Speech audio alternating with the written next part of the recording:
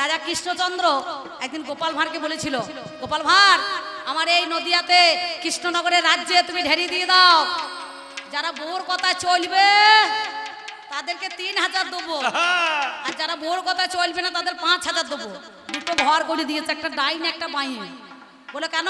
বলে যে বউর কথা চলবে না সে ডান দিকের ঘরে ঢুকবে, আর যে বউর কথা চলবে সে বাঁ দিকের ঘরে ঢুকবে। বলে বেশ ঠিক আছে। এবার ঢেরি দিয়ে দিয়েছে, রাজ্যেতে মনে করুন সবাই হাজির হয়েছে, টাকা পাবে। এবার যারা বউর কথা শুনে তারা সব একবারে বাঁ দিকের ঘরে ঢুকে পড়ছে, বুঝতে পারছে। রাজা মশাই দেখছে সর্বনাশ, তাইলে কি একজনাও নাই যে বউর কথা শুনে চলে না? হ্যাঁ না চলে, তখন থেকে ঘরে ঢুকে পড়ছে। আর ডান দিকের ঘরে একটা ভদ্রলোক পাতলা একবার শুকনো লঙ্কার মতো শুকনো মাল, বুঝতে পারছে। বলুন। সে লাঠি ধরে ধরে ঠুকুস ঠুকুস করে গিয়ে ডাইনের ঘরে ঢুকে পড়েছে। দিয়ে ঢোকার পর তখন কৃষ্ণচন্দ্র গোপাল ভাঁড়কে বলছে, গোপাল ভাঁড় দেখেছো এই রাজ্যে এমন একটা ব্যক্তি আছে যে বউর কথায় চলে না। বলছে দাঁড়ান দাঁড়ান থামুন, সবাইকে পুরস্কার দেওয়া হয়ে গেছে। যে ব্যক্তি একজনে ঢুকেছে একটা ঘরে তাকে লাস্ট দেবে। তা দেওয়ার সময় বলছে 5000 টাকা যখন দিতে যাবে তখন বলছে দাদা বাবু সবাই তো বাঁ দিকের ঘরে ঢুকলো, আপনি ডাইনে ঢুকলেন কেন?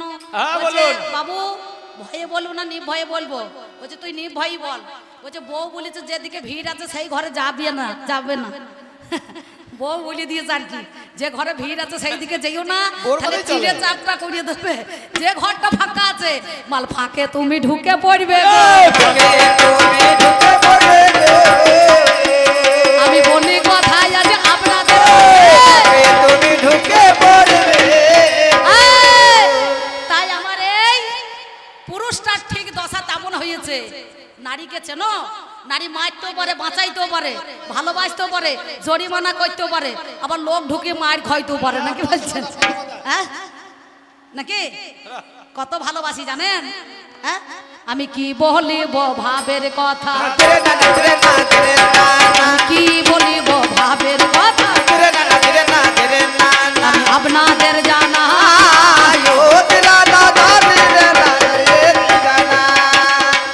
এইবার শাস্ত্রের মাঝে আমি তোমার কাছে গাই। শাস্ত্রের মাঝে আমি তোমার কাছে গাই। এই কেন্দ্রবিল্ল গ্রামেতে অজয় কুলে জয়দেবের বাস ছিল মহাশয়, যিনি গীত গোবিন্দ রচনা করেছিলেন। গীত গোবিন্দ রচনা করেছিলেন জয়দেব। নিত্য নিত্য প্রত্যেক দিন কাটোয়ার কাছে উদ্ধামপুরে গঙ্গা স্নান করতে আসতো বাবা। গঙ্গা স্নান করে ফিরে যাওয়ার পর সাথে সাথে গোবিন্দ সেবা দিত। নিজে সেবা করে জানি তার সতী নারী পদ্মাবতী কি কর্ম করত শুনি। স্বামীর পদ সেবা করে তৈল মর্দন করে শয়নেতে দিত, ওই একটু প্রসাদ নিত্য নিত্য বদনে তুলতো না। সঙ্গে সঙ্গে কি করত, একদিন গীত গোবিন্দ রচনা করতে গিয়ে শ্লোকের বাকি অংশটুকু লিখতে পারছে না জয়দেব। তিনি লিখেছিলেন কি, সরগরল খণ্ডনম মম শিরসি মন্ডনম দেহি পদ পল্লব মুদারম। জয়দেব লিখতে না পারে রাধা রানীর চরণ দুখানি, কৃষ্ণের মাথায় দেখো দিতে পারছে না ওরে। ভক্ত বাঞ্ছা কল্পতরু ভক্তাধীন গোবিন্দ, ভক্ত যদি সুখে থাকে পাই তাকে আনন্দ। ভক্ত তাহার মাতা পিতা, ভক্ত তাহার গুরু, ভক্ত দেতে নাম দিয়েছে বাঞ্ছা কল্পতরু। ভক্ত বড় শক্ত কথা, গুরু রয়ে বসে, গাছের ফলে গাছে থাকে মোটা পরে খসে। এমন সময় জনগণের মাঝে গো শোনই আমার ঠাই, ওই পদ্মাবতী সতী নারী কি কর্ম করায়। আসল জয়দেব যখন স্নান করতে গিয়েছে তখন ভগবান জয়দেবের রূপ ধারণ করে পদ্মাবতীর দ্বারে দাঁড়িয়েছে। পদ্মা আজ তুমি আমাকে তাড়াতাড়ি সেবা দিয়ে দাও। পদ্মা বলছে স্বামী তোমার কি শরীরটা খারাপ? বলে না না আমি আজ তাড়াতাড়ি চলে এসেছি, আগে আমাকে সেবা দাও। বললো নিত্য নিত্য তুমি ভগবানের সেবা দাও, পরে নিজে সেবা করো, আজ তুমি কেন আমাকে সেবা দিতে বলছো? বলে আমি তোমার স্বামী, আমার আদেশ মানতে হবে। আমার আদেশ মানতে হবে।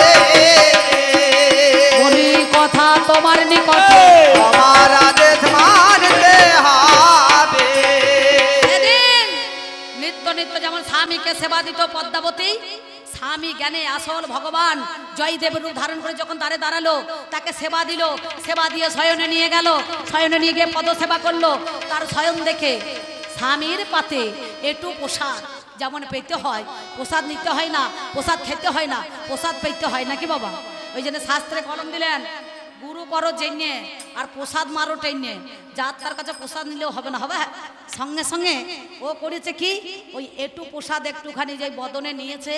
আর আসলে জয় দেবে সে দেখো দাঁড়েতে দাঁড়ালো গো। আসল জয়দেব এসে দেখো দাঁড়াতে দাঁড়ালো গো। আসলে জয় দেবে সে দেখো দাঁড়েতে দাঁড়ালো গো। আসল জয়দেব এসে দেখো দাঁড়াতে দাঁড়ালো গো। এ কি আমার পদ্মাবতী তোমার ব্যবহার গো। কি তোমার পদ্মাবতী তোমার ব্যবহার গো। আমার আগে করছো আহার, আমার আগে করছো আহার। আমার আগে করছো আহার। আমার আগে করছো আহার। এ কি ব্যভিচারী তোমার সমাচার। আমার আগে করছো আহার। পদ্মাবতী বলছে এ কথা বলো না, আমার স্বামী যেজন তাকে আমি ঘরে আগে সেবা দিয়ে তার পদ সেবা করে আমি শয়নে দেখে ওই একটু প্রসাদ বদনেতে নিয়েছি। তখন সঙ্গে সঙ্গে জয়দেব, আহা! সঙ্গে সঙ্গে জয়দেব ওই পদ্মাবতীর হাতে ধরে জানি আমার ঘরের মধ্যে নিয়ে গেল, জানে না মহাজ্ঞানী। ঘরের মধ্যে যখন নিয়ে চলে যায়, নীরের না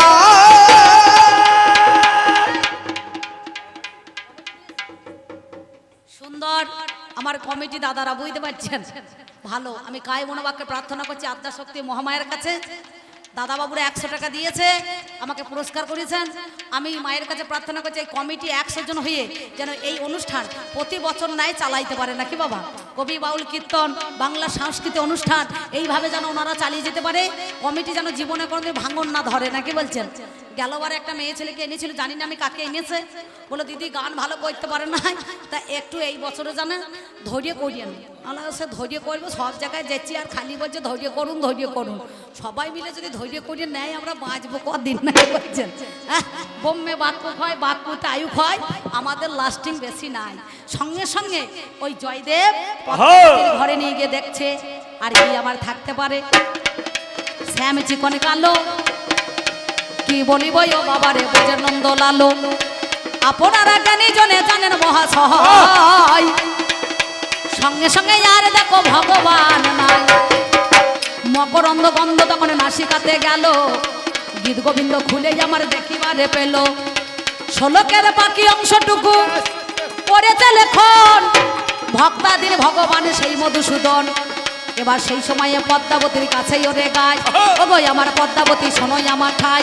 সত্যি কথা তোমার কাছে আমি ওগো বলি, এতদিন গীত গোবিন্দ রচনা করলাম আমি খুলি, জীবনে কোনোদিন আমি গোবিন্দকে হাই দেখোই আমার দর্শনে কবু হলো নাই। ধন্য তুমি নারী আজ বিশ্ব চরাচরে, তোমার কাছে বলি কথা ভাবনাই অন্তরে। ওই একটু প্রসাদ আমার দাও না বদনে। সেদিন জয়দেবের ওই পদ্মার একটু প্রসাদ নিল জয়দেব নিজের বদনে। আজ পর্যন্ত পৌষ সংক্রান্তিতে সেই মকর সংক্রান্তি যাকে বলা হয়, সেদিন মা গঙ্গা উজানে বয়ে যায় না, গঙ্গা স্নান করি আসে না জয়দেবের মেলা উত্রান্তিতে। কি বাবা, জয়দেবের মেলা হয় বীরভূম জেলায় কেঁদুলিতে। তাহলে এটা হচ্ছে নারীর অবদান, গৌর পে